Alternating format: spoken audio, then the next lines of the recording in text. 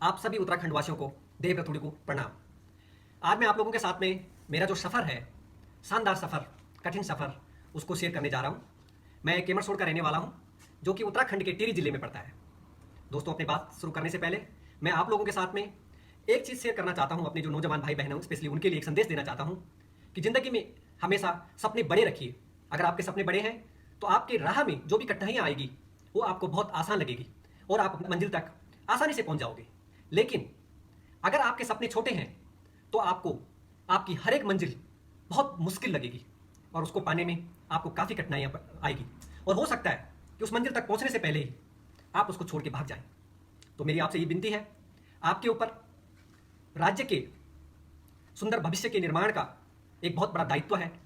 तो आपने उस दायित्व को निभाने के लिए हमेशा ही अपने सपने को बहुत बड़ा रखना है। अब मैं आपको अपने शानदार सफ़र के बारे में शेयर करने जा रहा हूँ, कैसे मैं केमरसोड़ से और चाइना तक पहुँचा हूँ। मैं आपको बताना चाहता हूँ कि मैं एक बहुत ही गरीब परिवार से ताल्लुक़ रखता हूँ कि मैंने बड़ी मुश्किल से अपनी हाई स्कूल तक की पढ़ाई करी और वो पढ़ाई भी ऐसी हुई कि जब भी मैं अपने घर से स्कूल के निकलता था तो हमारे पास फीस नहीं होती थी। तो मैं रोते हुए जब अपने घर से निकलता था तो मेरी जो चाची बढ़िया हैं, गाँव में जो बड़े भाई हैं, जो हमारे पड़ोसी होते हैं, तो वो लोग जो है फीस देते थे। मैं आपको एक और बात बताना चाहता हूँ कि 8वीं क्लास तक मैं शायद उस स्कूल का अकेला ऐसा विद्यार्थी हूँ जो कि नंगे पाँव 8वीं क्लास तक स्कूल गया। बड़ी मुश्किल से हाई स्कूल तक गांव वालों की मदद से हमने करा। ऐसा नहीं है कि मैं पढ़ाई नहीं करना चाहता था, लेकिन बहुत ज़्यादा कठिनाइयाँ थी। तो मैं ऋणी हूँ अपने परिवार का, अपने गांव का, अपने राज्य का और अपने देश का। मुझे नहीं लगता है कि 7 जन्मों तक भी मैं अगर रात दिन अपना जीवन उत्तराखंड के लिए समर्पित कर दूँ तभी मैं ये ऋण चुका पाऊँगा। सो मैं ऋणी हूँ आप लोगों का। तो वहाँ से हाई स्कूल करने के बाद में मैं दिल्ली पहुँचा। पहली जॉब जो थी मेरी वो एक दूध की डेयरी में थी, जहाँ पर मेरी तनख्वाह 500 रुपये थी। हम उत्तराखंडियों में एक बहुत अच्छी बात होती है कि हम लोग बहुत मेहनती होते हैं और मेहनत में हम कभी पीछे नहीं हटते हैं। वहाँ पर मेहनत करने के बाद में मेरे को एक और जॉब मिली, एक कंस्ट्रक्शन कंपनी के जो ओनर हैं, मालिक हैं, उनके साथ में वहाँ पर काम करा। तो उनके काम से वो बड़े प्रभावित हुए। उन्होंने मेरे को अपनी बेटी की तरह वही मान सम्मान दिया। आज भी वो मेरे को अपनी बेटी की तरह मानते हैं। उस दौरान एक बहुत अच्छी चीज़ हुई कि मैं काफ़ी बुद्धिजीवी जो दोस्त हैं, ये बहुत महत्व रखता है कि आप कैसे लोगों के सर्कल में हैं। उनके साथ में रहने के बाद में लगा कि ज़िंदगी में इतना काफ़ी नहीं है, आपको और सीखना है। तो मैंने उस दौरान इंग्लिश सीखी। उसी दौरान मैंने चाइना की जो ब्रूस ली है, उनकी काफ़ी फिल्में देखी। उनकी एक फिल्म है, उसका नाम है ड्रैगन। उस फिल्म को देख के मैं बहुत ज़्यादा प्रभावित हुआ।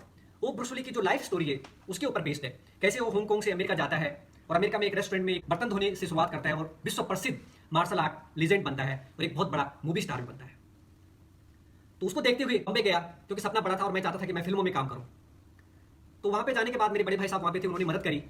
तो काफ़ी स्ट्रगल करने के बाद 1 साल तक लगभग मैंने वहाँ पर मार्शल आर्ट सीखा। मैं पुनीत सर जी के साथ था 6 महीने तक और उनको बोला मैंने कि सर मेरे तो जूते घिस गए, आप मेरे को मौका क्यों नहीं देते, मैं कर सकता हूँ ये। उन्होंने एक डायलॉग दिया मेरे को और मेरे को कैमरे के सामने खड़ा कर दिया, जैसे मैं अभी खड़ा हूँ और स्पॉटलाइट चारों तरफ थी और मेरे पैर कांपने लगे। उस दिन मुझे रियलाइज़ हुआ कि ये इतना आसान काम नहीं है और वहाँ से मैं वापस आके दिल्ली पहुँच गया। 2005 में मेरे को एक मौका मिला चाइना आने का। तो दोस्तों ने काफ़ी डराया, यार चाइना जाके क्या करेगा, वहाँ पर तो लोग भूखमरी से मर रहे हैं। लेकिन मेरे को मार्शल आर्ट का था बड़ा शौक था। मैंने दिल्ली में एक मार्शल आर्ट स्कूल भी खोला 1 साल तक। यहाँ आया तो जो मेरी पहली जॉब थी एज ए वेटर, मैंने काम करा एक इंडियन रेस्टोरेंट में और जहाँ पर मेरी तनख्वाह 10,000 रुपये थी। पर मैंने कभी पीछे मुड़ के नहीं देखा। हालांकि भाषा नहीं आती थी, मैंने वहाँ पर चाइनीज़ भाषा सीखी, काम सीखा, काम भी नहीं आता था। और 2 साल के अंदर में 2 साल बाद में एक जर्मन रेस्टोरेंट में रेस्टोरेंट मैनेजर लग गया। 2 साल बाद मेरी तनख्वाह लगभग 17,000 रुपये थी इंडिया की।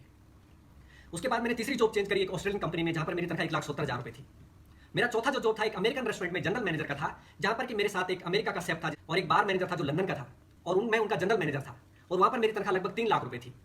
उसके बाद मैंने एक और जॉब करी और उसके बाद रियलाइज हुआ इतने साल काम करने के बाद में कि यार हमारी जो भारतीय संस्कृति का कोई प्रचार प्रसार नहीं कर रहा है। और इसी दौरान हमारे गाँव से काफ़ी लोग कह रहे थे, यार भाई साहब कैसे है वहाँ पर। मैं यहाँ पर तो बहुत बढ़िया है। तो मैं पहले अपने चाचा जी के लड़के को लेकर आया, अपने भाइयों को लेकर आया, अपने रिश्तेदारों को लेकर आया। आज की डेट में मैं पहला आदमी हूँ जो अपने गाँव से यहाँ आया हूँ चाइना। और आज की डेट में हमारे घर से, हमारे गाँव से, हर घर से लगभग एक लड़का यहाँ पर है, चाइना में है। मैं लगभग 100 से ज़्यादा लोगों को यहाँ पर ला चुका हूँ, उनको अलग अलग जगह होटलों में और अपने रेस्टोरेंटों में इधर उधर काम दिला चुका हूँ। कोशिश करते हैं कि अपने लोग आगे बढ़े ना। हम लोग जिस तरह से हम लोग इंडिया में चाइना के बारे में सोचते हैं, जब यहाँ आए तो हमारी आंखें खुली की खुली रहेगी। चाइना जो है हमसे 20 साल आगे। तो यहाँ पर जो चाइना के लोग हैं उनको भी हिंदुस्तान के बारे में बहुत ज़्यादा पता नहीं है। तो ये हमारी जिम्मेदारी बनती है एक हिंदुस्तानी नागरिक होने के नाते कि अपने देश का मान और सम्मान बढ़ाए। तो लाल किला भारतीय संस्कृति रेस्टोरेंट के नाम से एक रेस्टोरेंट खुला, जो कि यहाँ पर बहुत ही ज़्यादा पॉपुलर हुआ। और उसी दौरान काफ़ी मीडिया भी यहाँ पर कवरेज करने आए, जिन्होंने उनको लगा कि पहला ऐसा एक भारतीय रेस्टोरेंट है जहाँ पर कि बॉलीवुड डांस है, कथक है और योग सिखाया जाता है और शुद्ध भारतीय खाना खिलाया जाता है और जहाँ पर सारे शेफ हमारे इंडिया से थे, बाहर वेटर मैनेजर सब लोग हिंदुस्तान से थे। तो लोगों को काफ़ी पसंद आया और एक बहुत पॉपुलर हुआ।